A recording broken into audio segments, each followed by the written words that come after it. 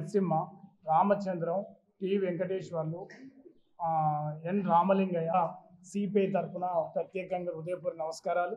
సరే, నేను ఎమ్మెల్సీగా అయిన సందర్భం కూడా ఒకసారి సరే ఇవాళ నిన్ననే 23వ సిపిఐ నల్లగొండ జిల్లా మహాసభలు దేవరకొండలో జరిగాయి.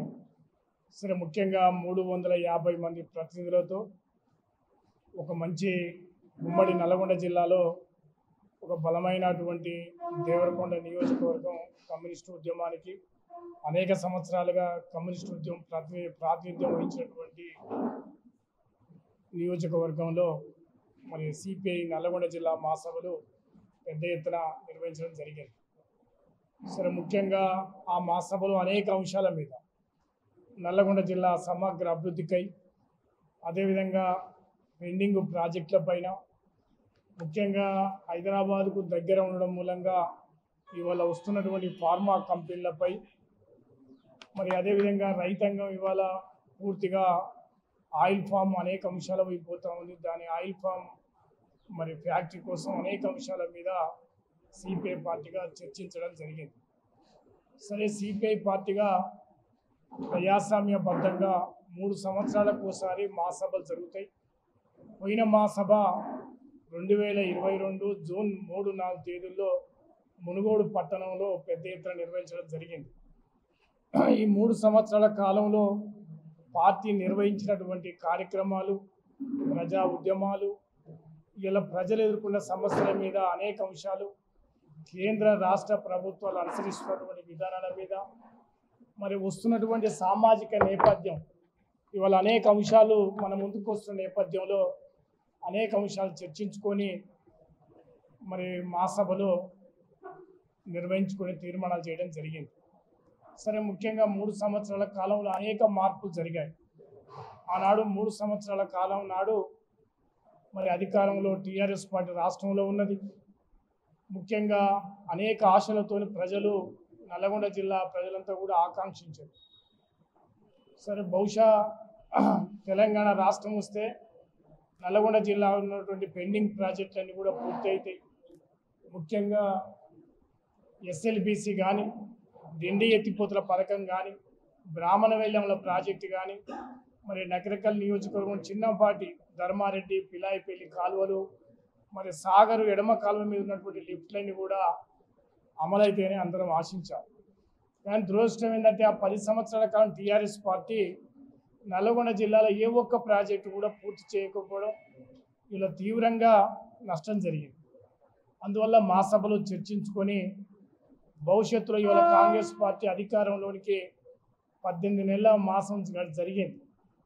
సరే, అధికారంలోకి వచ్చిన తర్వాత ఎస్ఎల్బిసి మీద, డిండి ఎత్తిపోతల మీద 2-3 సందర్భాలు సమీక్షలు జరిగాయి. సరే, దురదృష్టం ఏంటంటే ఎస్ఎల్బిసి టన్నల్లో ప్రమాదం జరగడంతోనే ఇవాళ మళ్ళీ అక్కడ పనులన్నీ కూడా ఆగిపోయాయి. సరే, అందువల్ల ప్రభుత్వం ఇలా గురుతరమైన బాధ్యత ఈ జిల్లా మరి మంత్రుల మీద ఉన్నది. ఎందుకంటే గత 10 సంవత్సరాలు నల్గొండ జిల్లాకు జరిగిన అన్యాయం, ఇలా అధికారంలోకి వచ్చిన కాంగ్రెస్ ప్రభుత్వం పెండింగ్ ప్రాజెక్టును పూర్తి చేయవలసిన బాధ్యత ఇలా ప్రభుత్వం మీద ఉన్నది. ఎందుకంటే జరిగినటువంటి ప్రమాదం అందరికీ దురదృష్టకరమే. కానీ దాన్ని రేపు జరిగేటువంటి మరి సైనిక అధికారులు లేకపోతే సొరంగం అనుభవజ్ఞులతోని దాన్ని పర్యవేక్షణ చేసి పూర్తి చేయవలసిన బాధ్యత ఈ ప్రభుత్వం మీద ఉంది. ఆనాడు బీజేపీ వ్యతిరేకంగా మరి టీఆర్ఎస్ పార్టీని బలపరచడం జరిగింది. నిజంగా దాని తర్వాత కేసీఆర్ మళ్ళీ బీజేపీకి అనుకూలంగా శాసనసభ ఎన్నికలు అడ్డుకోవడం జరిగింది. సరే, కాంగ్రెస్ పార్టీ మేము కలిసి పనిచేసి మరి అత్యధిక స్థానాలు ఈ రాష్ట్రంలో అధికారం అవడం జరిగింది. రేపు జరిగేటువంటి స్థానిక సమస్యలు కూడా మరి కాంగ్రెస్ పార్టీ, కమ్యూనిస్ట్ పార్టీలు, మరి అదేవిధంగా సోదర మరి కలిసి వచ్చే అటు బీఆర్ఎస్, బీజేపీ ఏతర పార్టీలను కలుపుకొని స్థానిక సంస్థల ఎన్నికల్లో కూడా సిపిఐ పార్టీ నిలబడింది. ఎందుకంటే అనేక గ్రామాల్లో ఇప్పటికి కూడా నల్లగొండ జిల్లాలో బలమైన కమ్యూనిస్ట్ ఉద్యమం ఉన్నటువంటి కేంద్రం, తెలంగాణ సాయుధ రైతాంగ పోరాటం చేసినటువంటి జిల్లా.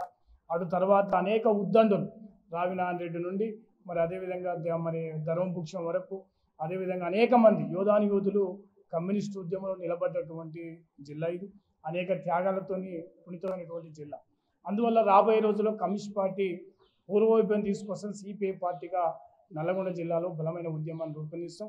ముఖ్యంగా ఇవాళ రాష్ట్ర ప్రభుత్వం కూడా ఎస్సీ వర్గీకరణ విషయంలో కానీ మరి బీసీ ఇలా 42% రిజర్వేషన్ల విషయంలో మరి శాసనసభలో ఆమోదించి కేంద్రానికి పంపడం జరిగింది.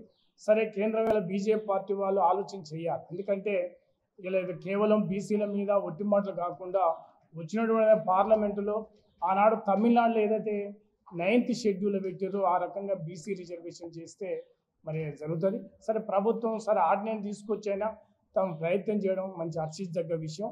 అందువల్ల రాబోయే రోజుల్లో మరి బీజేపీ పార్టీ వాళ్ళు 9th షెడ్యూల్ చేసి మరి బీసీలకు న్యాయం జరిగే విధంగా ప్రయత్నం చేయాలని సందర్భంగా చేస్తా ఉన్నాం. తెలుగులో న్యూస్ కి ఫాస్టెస్ట్ యాప్ ఇప్పుడు టోటలీ న్యూ అవతార్లో జస్ట్ 5 seconds లో కంప్లీట్ న్యూస్. సోషల్ మీడియాలో ట్రెండ్స్ కి one stop solution. Live TV app voice search option తో ఇప్పుడే డౌన్లోడ్ చేయండి లేదా అప్డేట్ అయిపోండి. యాప్ లింక్ డిస్క్రిప్షన్ లో ఉంది.